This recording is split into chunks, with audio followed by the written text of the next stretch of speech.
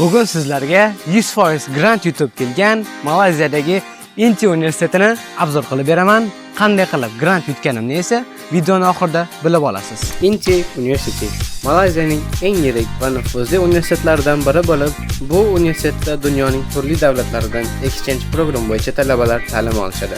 Bu yer esa universitetimizning dam olish zonasi hisoblanadi, ya'ni hovlisi. Bu hovlisi juda kichik bo'lgani bilan, ammo bu yerda ko'pchilik talabalar har kuni o'z vaqtlarini unumli va foydali o'tkazishadi.